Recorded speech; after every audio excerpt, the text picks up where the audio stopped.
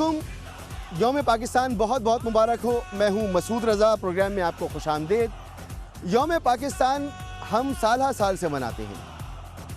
1940 की उस करारदाद की याद में जो ऑल इंडिया मुस्लिम लीग ने मंटो पार्क, जो आज मीनार पाकिस्तान है, वहाँ पेश की। और इस करारदाद में पहली मर्तबा बर्रे सगीर के मुसलमानों ने ये मुतालबा डॉक्यूमेंट किया कि बर्रे सगीर पाक व हिंद की शुमाल मशरक़ी और शुमाल मगरबी जो इलाके हैं, यानी मुस्लिम अक्सरियती सूबे हैं, उन पर मुश्तमिल एक रियासत कायम की जाए।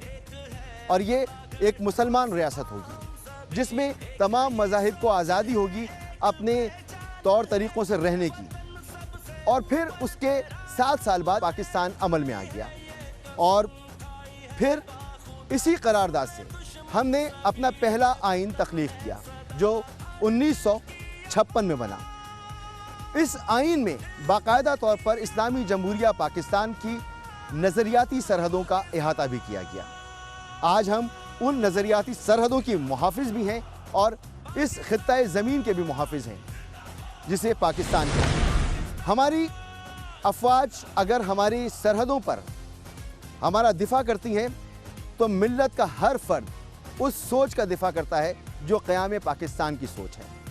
आज न सिर्फ उस जमहूरी सोच को मनाने का दिन है, बल्कि एक मरतबा फिर याद करना चाहिए कि हम अपने दिफा में कितने मजबूत हैं, क्योंकि पाकिस्तान वो मुल्क है जो एक नज़रिए की बुनियाद पर बना और उस नज़रिए को बचाने के लिए हमें भरपूर फ़ौजी ताकत, अस्करी क़ुव्वत का हामिल होना पड़ा। और हम हैं, अल्हम्दुलिल्लाह, हम दुनिया की 7वीं बड़ी एटमी ताकत हैं। मगर हम अपनी सरहदों का दिफा कैसे करते हैं, आज के प्रोग्राम में आपको लेके चलते हैं बहराए अरब में, जहां हमारी मुसल्लह अफवाज, जहां हमारी नेवी दुश्मन की हरकत व सकनात पर हर वक्त नज़र रखे हुए है और मादर वतन का दिफा कर रही है। जिसके बाद हम आपको कश्मीर के बुलंद तरीन पहाड़ों पर लेकर जाएंगे, मुश्किल तरीन महाज पर लेकर जाएंगे, जहाँ हर वक्त हमारी बर्री अफवाज, हमारी फ़िज़ाई अफवाज, हम सब एक इत्तेहाद के साथ दुश्मन का मुकाबला कर रहे हैं। सबसे पहले आपको लिए चलते हैं बहराए अरब की जानिब। PNS जुल्फ़कार पर आना ही एक हमारे लिए एजाज़ की बात है। और यहाँ पर आने के बाद सबसे अहम चीज़ हमारे लिए सेफ्टी है। हमारी पूरी टीम, बाकी जो टीम थी तकरीबन पहले से पहुँच गई थी, तो उन्हें सेफ्टी के लिए जैकेट्स मिल चुकी हैं जो वासिफ़ साहब मुझे दे रहे हैं। अस्सलाम वालेकुम वासिफ़ साहब, थैंक यू सो मच। भाई साहब, ये पहनना बहुत ज़रूरी है। कैसे पहनेंगे इसको? ये तो बहुत ज़रूरी है क्योंकि अब पानी में सी थोड़ा सा रफ़ है और अगर खुदा न ख्वास्ता मैं या मेरा क्रू कोई भी समंदर में गिर जाता है किसी वजह से, तो थोड़ा सा टाइम लगेगा हमें बचाने में, हमें रेस्क्यू करने में, क्योंकि हम पूल के तो आदी ज़रूर होंगे लेकिन हम आदी नहीं हैं समंदर के। और समंदर में यकीनी तौर पे गहराई होगी, ख़तरनाक पानी है, तो ज़रूरी है कि ये पहना जाए। कमांडर वकास, कैसे हैं? ठीक है, बहुत शुक्रिया। Small token of souvenir. बहुत शुक्रिया। मेरे लिए एजाज़ की बात है कि मैं PNS जुल्फ़कार की ये कैप पहनूँगा। आज दुनिया ने उसको ये मौका मिल रहा है कि वो ख़ुद भी एक्सपीरियंस करें, ये ज़बरदस्त किस्म का जो एक तजुर्बा होगा हमारा, और कौम तक भी पहुँचाएँ कि किस तरीके से हमारी नेवी हमारे समंदरों को महफूज बना रही है, मुल्क के दिफा को महफूज बना रही है। हम निकल चुके हैं हार्बर से और अब आगे क्या चीज़ें होने वाली हैं? आज हम मुख्तलिफ़ किस्म की एक्सरसाइज करेंगे जिसके अंदर मुख्तलिफ़ एयर एसेट्स भी इन्वॉल्व होंगे और उनके साथ स्मॉल बोट्स के साथ हम ऑपरेशंस करेंगे और आपको मुख्तलिफ़ किस्म की फायरिंग्स भी दिखाएंगे कि किस तरह हम सी में जाके मुख्तलिफ़ किस्म की फायरिंग्स सीरियल्स करते हैं और किस तरह हम अपनी जंग के लिए जो तैयारी है उसको मुकम्मल करते हैं। हम इस वक्त जहाज़ के पिछले हिस्से में मौजूद हैं। टेक्निकल लैंग्वेज में इसको क्या कहते हैं और कितने हिस्से होते हैं जहाज़ के? जहाज़ के 3 हिस्से होते हैं। एक फॉक्सल होता है जो जहाज़ का अगला हिस्सा है, जहाँ पे हमारी मेन गन लगी हुई है। अभी इंशाल्लाह वहाँ से हम फायरिंग भी करेंगे। ये हमारा क्वार्टर डेक है, इसको फ्लाई डेक कहते हैं बेसिकली। लोअर क्वार्टर डेक इसके नीचे है एंड देन टॉप डेक होता है जो हमारा जो दरमियानी हिस्सा है, इसको टॉप डेक कहते हैं। ठीक है। और ये जिस जगह हम मौजूद हैं ये हेलीपैड है। यहाँ पर हेली भी लैंड करेगा। देर में आप देखेंगे कि यहाँ पे हेलीकॉप्टर लैंड करेगा और हम डिफरेंट ऑपरेशंस जो सी में करते हैं वो हम आपको करके दिखाएंगे कि किस तरीके से हेलीकॉप्टर आता है और किस तरीके से सप्लाइज़ यहाँ पे दी जाती हैं और हेलीकॉप्टर को किस तरह से सप्लाइज़ दी जाती हैं, एंड देन डिफरेंट ऑपरेशंस जो हम सी में करते हैं वो किस तरीके से कंडक्ट किए जाते हैं। ठीक है, और हेली यहाँ पर लैंड करेगा। लैंड करने के बाद ये दरवाज़ा ओपन होगा और हेली अंदर जाकर पार्क हो जाएगा। बेताब है सब मुश्किलों के सामने हम खड़े और पानियों पे चले और पानियों पे चले। अब जो मैं चीज़ आपको दिखाने वाला हूँ वो गो फास्ट हम उसे कहते हैं, और वो बोट्स जो इस जहाज़ के साथ साथ हैं और किसी भी सूरत में उन्हें तेज़ी से मूव करते हुए निशाना बनाना हो, दुश्मन की किसी भी नकलो हरकत को, किसी भी मज़मूम इरादे को फौरी तौर पर उसका सद्देबाब करने के लिए तैयार होती हैं। तो मैं अपर डेक पे जा रहा हूँ। अपर डेक से ये मंज़र हमें मुझे अब नज़ारा मिलेगा, उसमें मैं आपको दिखा सकूँगा वो ऑपरेशन जिसका नाम है गो फास्ट, और तेज़ तरीन बोट्स जो इस जहाज़ के इर्द गिर्द होंगी वो किस तरीके से मूव कर रही होंगी। इस शिप पर मौजूद ऑफिसर से हम बातचीत करेंगे और जानेंगे कि ये गो फास्ट जिसको हम कह रहे हैं कि ऑपरेशन क्या है, इसकी हिफाजत क्या है, इसका मकसद क्या है। गो फास्ट दरअसल वो ऑपरेशन है जिसमें ये महसूस किया जाए कि कोई बोट है जो इस जहाज़ की तरफ आ रही है, उसको वार्निंग दी जाती है। मुसलसल ये वार्निंग्स आप सुन रहे होंगे जो दी जा रही हैं और हिदायत दी जा रही हैं हमले को कि फौरी तौर पर चेक किया जाए कौन है, उसको स्टॉप किया जाए। और तैयार पर है ये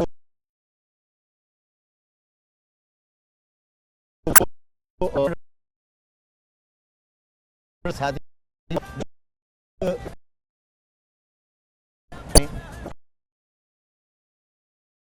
हमारी तरफ बढ़ रही है और कई वार्निंग दी जा चुकी हैं।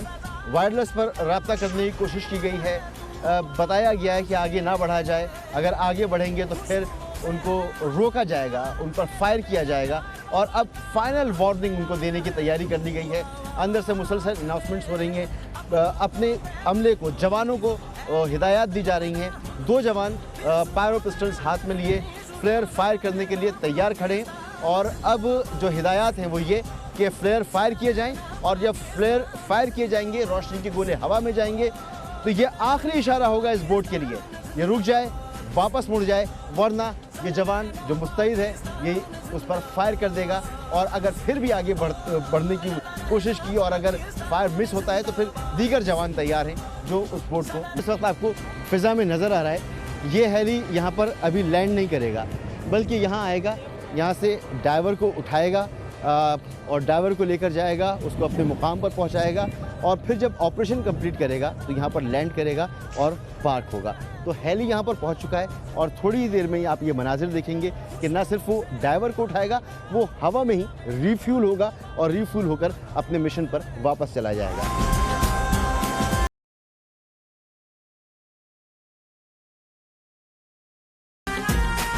ये Z9 हेली है, चाइनीज़ मेड ये हेलीकॉप्टर है जो यहाँ पर अभी लैंड करने वाला है, और डाइवर जो हैं हमारे साथ ही मौजूद हैं। अस्सलाम वालेकुम। वालेकुम सलाम। क्या नाम है आपका? अतीक और रहमान सर। अच्छा अतीक साहब, कितनी देर तक आप खुले समंदर में सरवाइव कर सकते हैं, रह सकते हैं? सर हम 48 और अबव देन 70, इससे भी ज़्यादा अगर चाहें तो स्विमिंग कर सकते हैं। 72 आवर्स? जी सर। ये आप कह रहे हैं? जी सर। ये तो बहुत लंबा वक्त है। इस दौरान आप समंदर में रह सकते हैं और स्विम भी कर सकते हैं। बिल्कुल, ये बहुत बड़ी बात है। तो तमाम जवान जो हैं वो इसके लिए तैयार होते हैं। बिल्कुल तैयार होते हैं। तो ये हैं वो महारतें जो हमारी नेवी के पास मौजूद हैं, ये जवान मौजूद हैं जिनका जज्बा ये है कि ये कह रहे हैं कि 72 आवर्स भी बग़ैर किसी मदद के ये पानी में रह सकते हैं, समंदर में रह सकते हैं, और कह रहे हैं इससे ज़्यादा ऑर्डर भी मिले तो ये आराम से वहाँ पर रह सकते हैं। थोड़ी देर के बाद हेली इनको यहाँ से लेगा और ये जाएंगे अपना ऑपरेशन कंप्लीट करेंगे।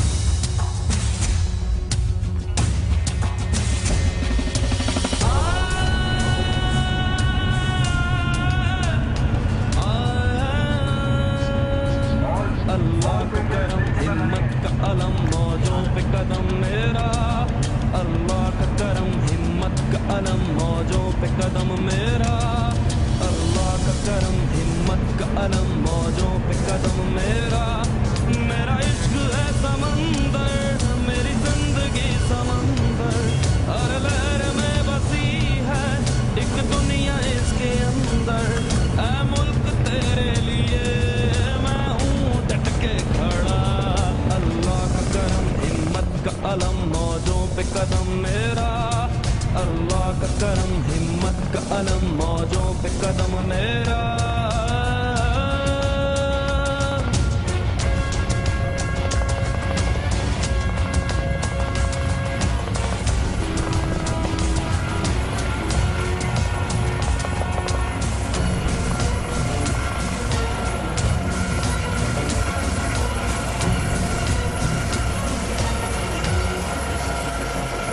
अल्लाह का करम हिम्मत का अलम मौजों पे कदम मेरा, अल्लाह का करम हिम्मत का अलम मौजों पे कदम मेरा।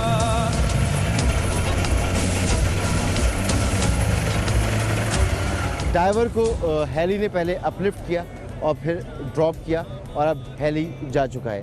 तो एक छोटी सी ब्रेक ले रहे हैं और उसके बाद जो मज़ीद यहाँ पर ऑपरेशंस होंगे वो आपको दिखाएंगे और भी बहुत कुछ है आपको दिखाने के लिए एक ब्रेक के बाद।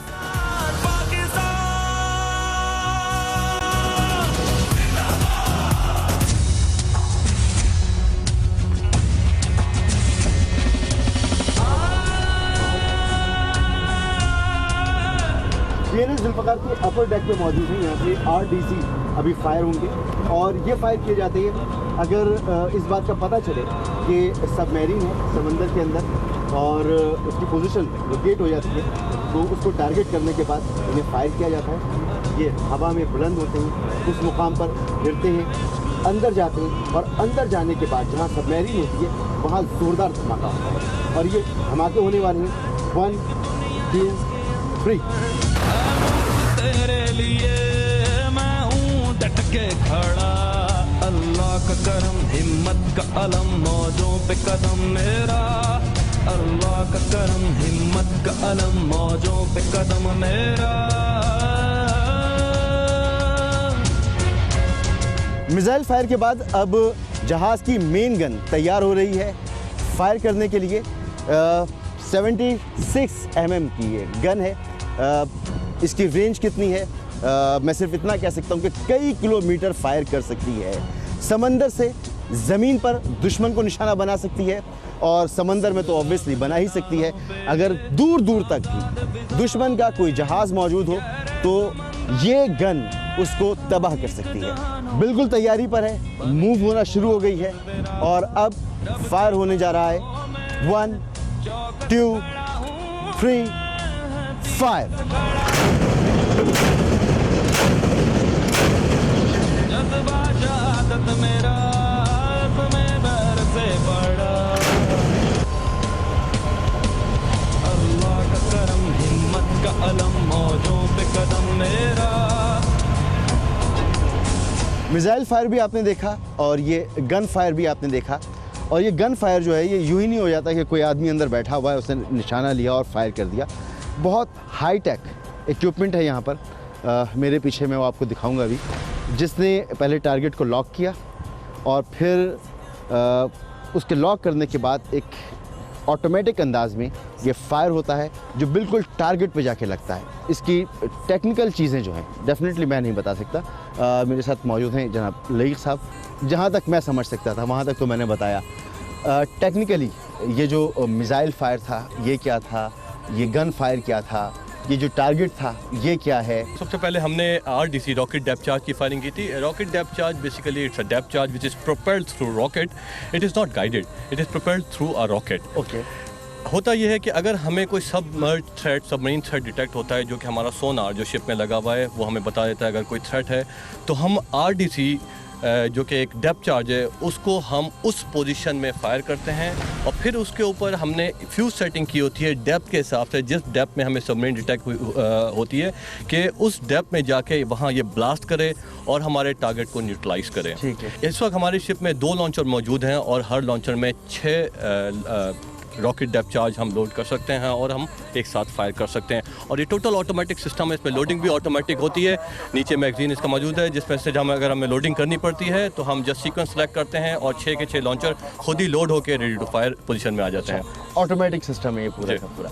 और ये जो इक्विपमेंट है अभी जो आप 7.6mm की बात कर रहे हैं, हाँ। 7.6mm गन की फायरिंग की, 7.6mm गन हमारी सरफेस टू सरफेस जो है हमारे टारगेट्स होते हैं उनको इंगेज करने के लिए, और सरफेस टू एयर टारगेट्स हैं उनको इंगेज करने के लिए इस्तेमाल होती है।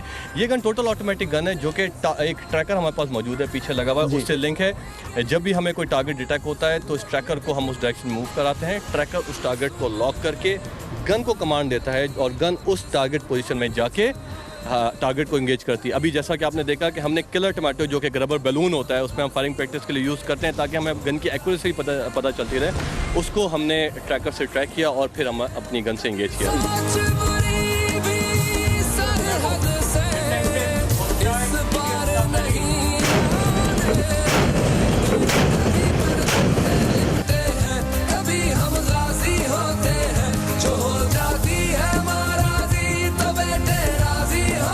एक मरतबा फिर एक हेली इस जहाज़ की तरफ आ रहा है। ये सीकिंग हेली है और ये जो इस वक्त मुजाहरा करेगा वो ये कि इसके अंदर से कमांडो ड्रॉप होंगे इस जहाज़ के ऊपर, और ये ऑपरेशन होता है उस वक्त जब किसी बहरी जहाज़ पर आप उतरना चाहें, वहाँ पर किसी किस्म की इलीगल एक्टिविटी हो रही हो, कोई ऑपरेशन हो, तो कमांडोज़ को कैसे उतारा जाता है। दिल की हिम्मत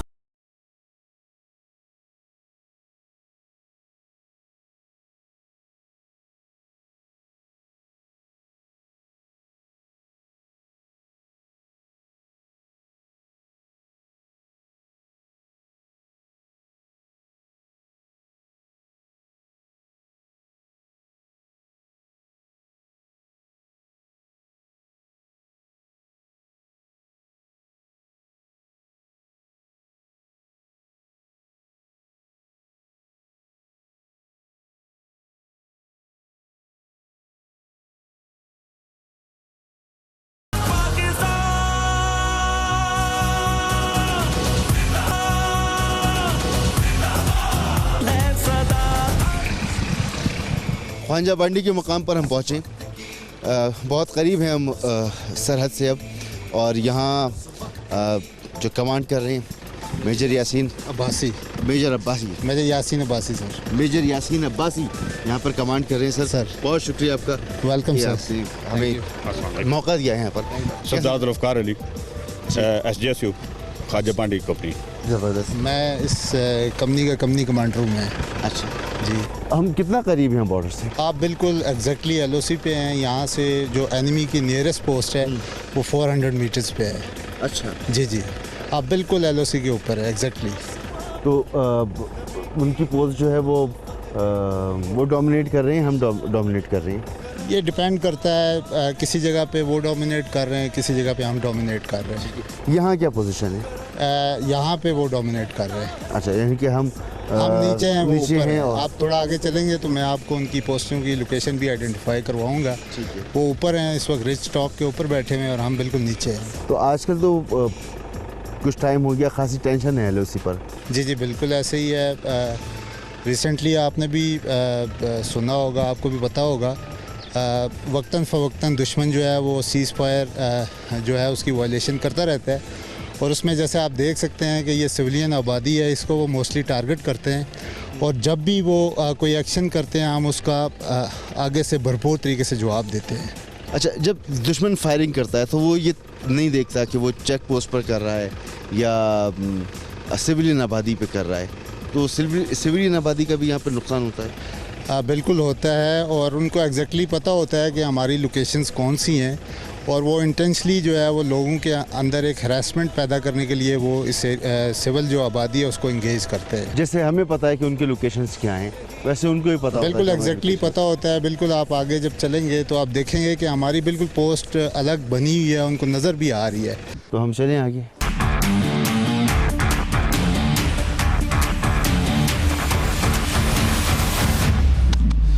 कितना हैवी फायर बर्दाश्त कर सकती है ये?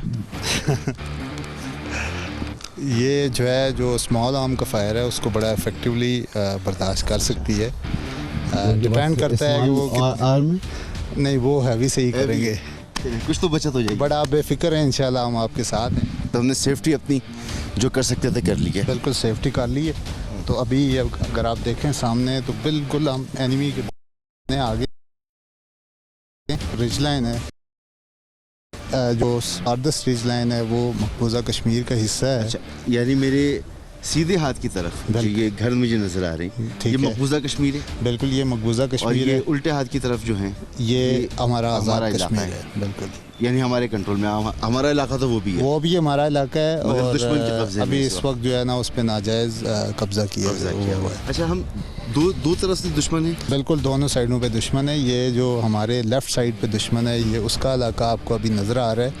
जो हमारे राइट साइड पे एनिमी की लोकेशंस हैं वो रिज लाइन की वजह से, जो आगे हमारी ब्लाइंड ऑब्जर्वेशन है उसकी वजह से हमें नज़र नहीं आ रही। मगर हम उनके इलाके में घुसे हुए हैं। बिल्कुल हम उनके इलाके में घुसे हुए हैं। ये हम उस टुकड़े में खड़े हैं, जो टुकड़ा जो है वो इस वक्त उनके अंदर घुसा हुआ है। और इसके लेफ़्ट साइड पे भी जो है वो मकबूजा कश्मीर का इलाका, और इसके राइट पे भी मकबूजा कश्मीर का।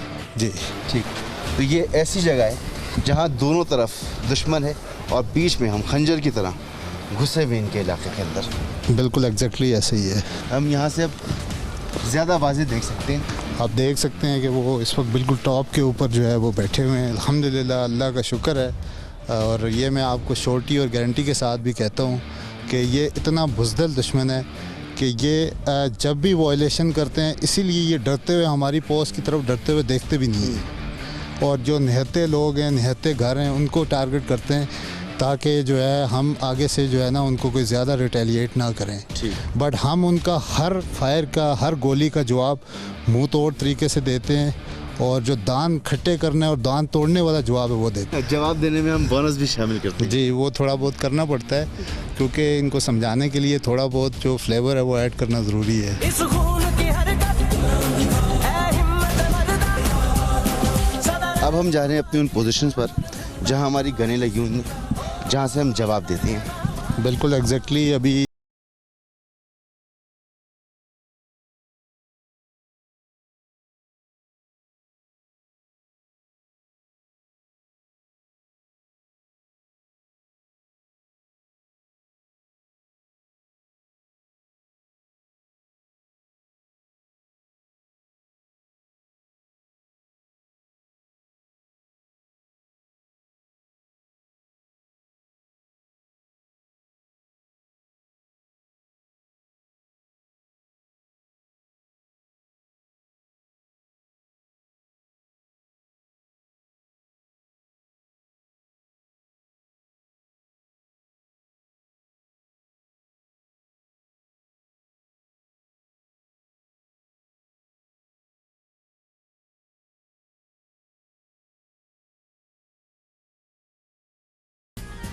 अब सिर्फ इंडिया से मुकाबला है, इंडियन पोस्ट से मुकाबला है।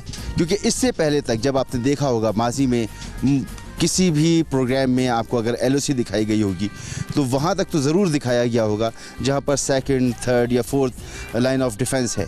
लेकिन फर्स्ट लाइन ऑफ डिफेंस पर आप पहली मर्तबा मौजूद हैं, जो हम आपको दिखा रहे हैं। तो ये वॉल, इसके बाद इंडियन इलाका। आपने राइटली बताया है कि आप इस वक्त एग्जैक्टली LOC के ऊपर खड़े हैं, और इस वक्त हम अपनी एक पोस्ट है जिसके अंदर हम खड़े हैं। ठीक, यहाँ से हम देख भी सकते हैं दुश्मन की पोस्ट। ये सामने रिज लाइन के ऊपर जो आपको खाकी हट्स नज़र आ रहे हैं, जी जी, थिक वेजिटेशन के अंदर, तो ये एनिमी की पोस्ट है। और इस वक्त आप देख सकते हैं कि ये बिल्कुल हमारे सामने, और हम इनके बिल्कुल फ्रंट में इस वक्त मौजूद हैं। इसी तरीके से अगर इस रिच को आप ऊपर की तरफ फॉलो करें तो टॉप जो आपको रिच की नज़र आ रही है, ये एनिमी की दूसरी पोस्ट है। और उसी के लेफ़्ट पे जो स्पर नीचे हमारी तरफ आ रहा है दोबारा, इसके ऊपर एनिमी की तीसरी पोस्ट है। बाकी इसी तरह आगे दूसरे जो लूप होल्स हैं उनके अंदर आपको डिफरेंट पोस्टें नज़र आएंगी। और ये वॉल जो है इसके साथ साथ पेट्रोलिंग होती है। बिल्कुल, इस वॉल के साथ साथ पेट्रोलिंग होती है, और in case of physical attack ये जो लूप होल्स आपको नज़र आ रहे हैं, इसके अंदर से हम एनिमी को इंगेज भी करते हैं। प्लस ये ऑब्जर्वेशन का काम।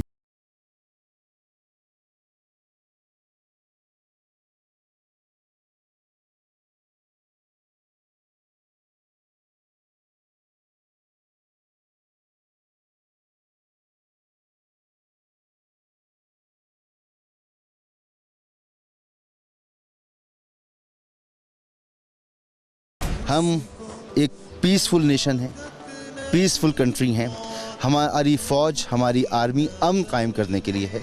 जंग का जवाब देने के लिए है, किसी को अपना निशाना बनाने के लिए नहीं है।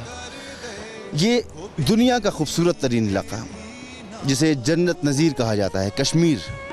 यहाँ पीछे जो पानी बह रहा है मैं इसकी आवाज़ सुन रहा हूँ, चिड़ियों के चहचहाने की आवाज़, ज़िंदगी मौजूद है इस पूरे माहौल में, लेकिन साथ एक सुकूत है, एक खामोशी है, एक अनजाना सा डर है। और ये डर उस वजह से है जिसको दुनिया कहती है कि मसले को हल किया जाए। यूनाइटेड नेशंस की करारदाद मौजूद हैं, मगर भारत की हठधर्मी और उसकी ज़िद, उसकी अना और उसका दोगलापन, जिसने इस जन्नत नज़ीर वादी को इस एक मुसलसल अजाब में मुब्तला किया हुआ है कि यहाँ लोग नहीं आ सकते। दुनिया को यहाँ पर आगे बढ़ना होगा और अपनी ज़िम्मेदारी अदा करनी होगी कि ये जो एक डर की एक लहर है ये ख़त्म हो और यहाँ पर सिर्फ़ और सिर्फ अमन हो।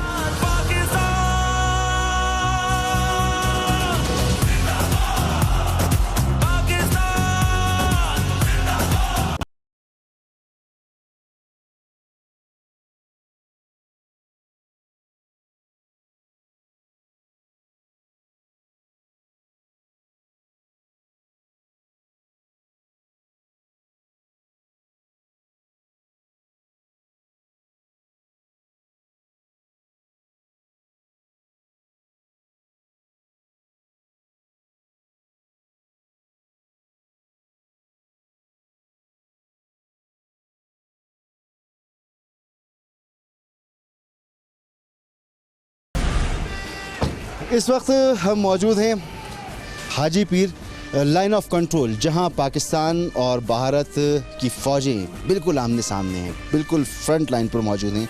इब्तिदा करेंगे, दरबार लोगों को बहुत मुतासिर किया, बहुत सारी दास्तानें इन बहन भाइयों से मुताल्लिक़ यहाँ के लोगों के सीनों में महफूज हैं जो वो सुनाते हैं। फातिहा ख्वानी से इब्तिदा करते हैं, पहले फातिहा पढ़ते हैं और फिर आपको दिखाते हैं कि ये लाइन ऑफ कंट्रोल का मुकाम जहां हमारे जवान हमारी हिफाजत के लिए मौजूद हैं, किस तरह से अपनी ज़िंदगी यहाँ पे बसर करते हैं।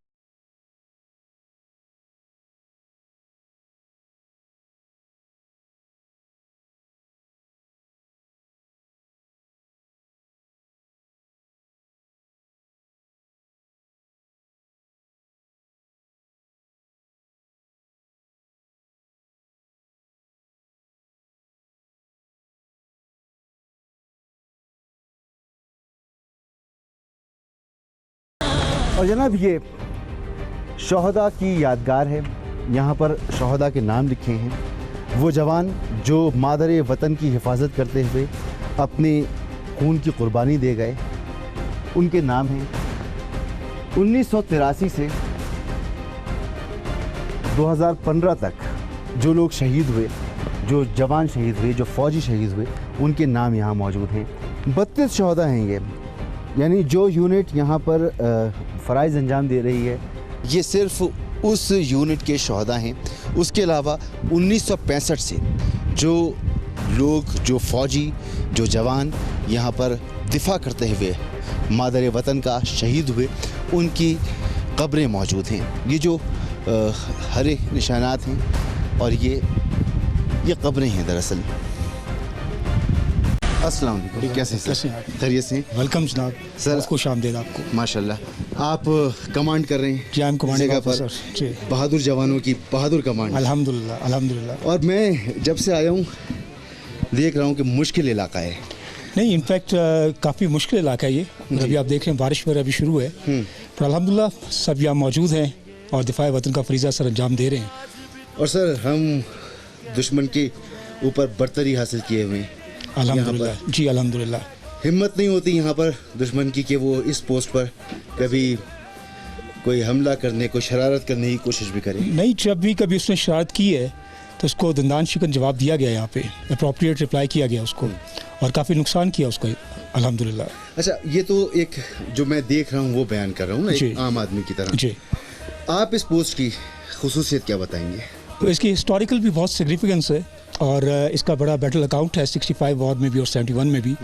पर अल्हम्दुलिल्लाह यहाँ पे हमारे जवानों ने 65 में भी और 71 में भी बहुत कुर्बानियाँ दे के अपनी जानों के नजराने पेश करके इस मादर वतन का दिफा किया और माशाल्लाह दुश्मन को नाको चने चबवाए। जी, मैं देख रहा था कि नीचे शौदा की यादगार भी है, जी बिल्कुल, कब्रिस्तान भी है और फ़ख्र की बात है, अल्हम्दुलिल्लाह फ़ख्र की बात है कि हम शहादतें देने से कभी घबराए नहीं, कभी नहीं, ना पहले कभी, ना आज और ना आइंदा, इंशाल्लाह इंशाल्लाह। सर हम तेरे सिपाही हैं, हम तेरे सिपाही हैं, हम तेरे सिपाही हैं, हम तेरे सिपाही हैं। पहली मर्तबा हम आपको दिखा रहे हैं मुश्किल तरीन मुहाज पर जहां हमारी आर्मी के जवान सरहदों के पहरा दे रहे हैं और ये हर वक्त तैयार रहती हैं, हर वक्त चाको चौबंद चौकस दुश्मनों पर निगाह और हर उस जगह पर जहाँ से दुश्मन वार कर सकता हो या करना चाहता हो, कोई जगह नहीं छोड़ी हुई है। सामने जो रोशनियाँ हैं यही दुश्मनों की चौकियाँ हैं। ये एक ख़तरनाक अमल है। लाइट ज़रा पीछे कर लीजिए। बहुत करीब यहाँ से, ज़्यादा दूर नहीं। मैं नहीं चाहता कि उस तरफ रोशनी करूँ, हाँ, मगर इतना ज़रूर जानता हूँ कि बहुत ही करीब यहाँ से इंडियन पोस्ट मौजूद हैं, जहाँ पर से कभी भी कुछ भी हो सकता है। कितने फासले पर हैं यहाँ से भारतीय? तकरीबन यहाँ से 500 मीटर का फासला है उनका। बीच में एक नाला गुजर रहा है जो बेसिकली लाइन ऑफ कंट्रोल को ज़ाहिर करता है और हमारे और उनके दरमियान में तकरीबन 500 का फासला है। तो हम इस वक्त ऐसी जगह पर हैं कि लाइट अगर है तो कोई, हम बेसिकली थोड़ा सा रिच के पीछे हैं, जिसकी वजह से हमें एडवांटेज है जो अपनी लाइट लगाई है, वरना यहाँ पे बेसिकली कोई लाइट नहीं होती। रात को जो अमूमन चलते हैं विदाउट लाइट, विदाउट रोशनी के करते हैं। हम अपना कम्युनिकेशन ऊंची आवाज़ में भी नहीं करते और हमारे पास सेट्स होते हैं, उस पर हम रब्ता करते हैं। नाइट विजन डिवाइसेस होती हैं जिसकी वजह से हम ऑब्जर्व करते हैं, बेशक जितना थिक भी अंधेरा हो यहाँ पे। ठीक। अच्छा, मैंने कुछ जवानों को देखा जो पेट्रोलिंग कर रहे हैं, कुछ जवान हैं जो बैठे हुए हैं, तो हर जगह पे पहरा लगा हुआ है। पेट्रोलिंग का मकसद बेसिकली दो मोर्चों के दरमियान जो बड़े गैप्स हैं उनको कवर करना है, ताकि दुश्मन कभी भी इन जो बड़े गैप्स में का फ़ायदा उठा के क्रॉस न कर सके। पेट्रोलिंग यहाँ पे दिन और रात हर वक्त होती है। रात को इसका थोड़ा ज़्यादा सेंसिटिव हो जाता है क्योंकि ऑब्जर्वेशन कम हो जाती है, इसलिए रात की पेट्रोलिंग ज़्यादा हो जाती है बनिस्बत दिन के। बिल्कुल अगले मोर्चों पर सिर्फ 500 मीटर या गज के फासले पर दुश्मन मौजूद है, कभी भी फायर हो सकता है। ये वायरलेस सेट पर किससे बात होती है? जो हमारी दूसरी पार्टी निकलती है उससे रब्ता करती है। ठीक है, अगर मैं इसी रास्ते पर आगे जाऊँ तो मज़ीद जवान भी मिलेंगे? बिल्कुल मिलेंगे, दूसरी पार्टी पहुंचने वाली होगी, अभी हमारा लिंक अप होगा, फिर उसके बाद हम अपने अपने रास्तों पर वापस जाएंगे। दोनों पार्टीज़ एक दूसरे से फिज़िकली मिलती हैं या सिर्फ रब्ता रहता है, यानी जब पेट्रोलिंग कर रही होती हैं मिलती हैं एक दूसरे से फिर वापस जाती हैं, या क्या तरीक़ा क्या होता है? दोनों पार्टीज़ आती हैं और फिज़िकली मिलती हैं, इसका वेपन इक्विपमेंट चेक होता है, फिर वापस निकलते हैं।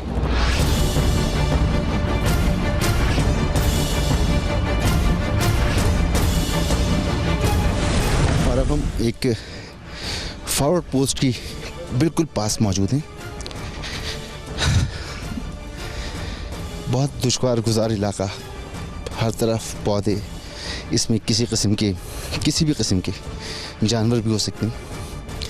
ये सबसे नज़दीकी पोस्ट है। अस्सलाम वालेकुम। ये कितनी दूरी पर है दुश्मन? ये हमारे 500 मीटर पर दुश्मन के फासले पर ये पोस्ट है। और यहाँ से आप उसे देख सकते हैं? जी, हम क्लियर उसको ऑब्जर्व कर सकते हैं यहाँ से। अच्छा, रात के वक्त कैसे देखें? रात के बाद हमारे पास नाइट विजन साइट है जिस पर हम क्लियर उनको ऑब्जर्व कर सकते हैं। हाँ। जी काइंडली देख।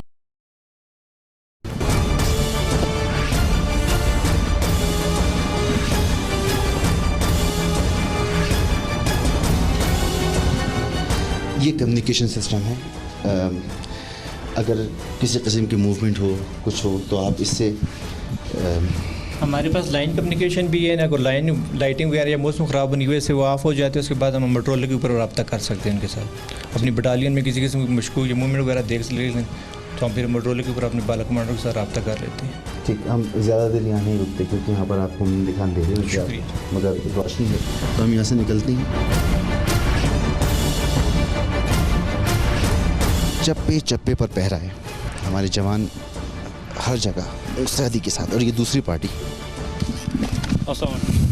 तमाम पेट्रोलिंग अपनी अपनी जगह पर सर पहुँच गई है, बंदे और वेपन तमाम ओके है सर, तमाम इक्विपमेंट ओके है सर, नाइट वेट डिवाइसेज तमाम ओके हैं सर, किसी किस्म की हरकत आ गई, रास्ते और ट्रैक सारे ओके हैं सर, क्लियर है सर। 10 मिनट बाद दोबारा पार्टी निकलेगी। ओके सर, रास्तों पे ध्यान रखने, तो कोई भी हरकत होती है तो ज़रूर और लाजमी और टाइमली बताना। ओके सर, ठीक, अस्सलाम वालेकुम। ये रूटीन का अमल है, एक चेक पोस्ट से दूसरी चेक पोस्ट के दरमियान, जहाँ हर वक्त पेट्रोलिंग होती है और इस तरह से आकर ये दोनों पार्टियाँ मिलती हैं। 10 मिनट के फासले में 10 मिनट के बाद इन दोनों पार्टियों को मिलना होता है और एक दूसरे को रिपोर्ट देनी होती है। ये अमल जारी है।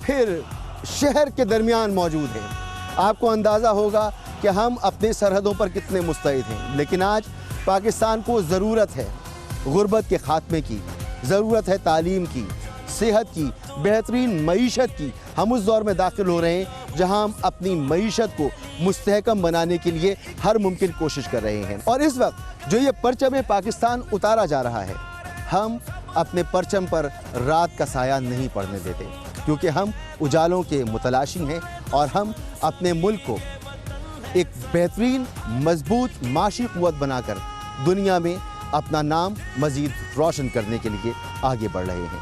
इजाज़त दीजिए, अल्लाह हाफ़िज़।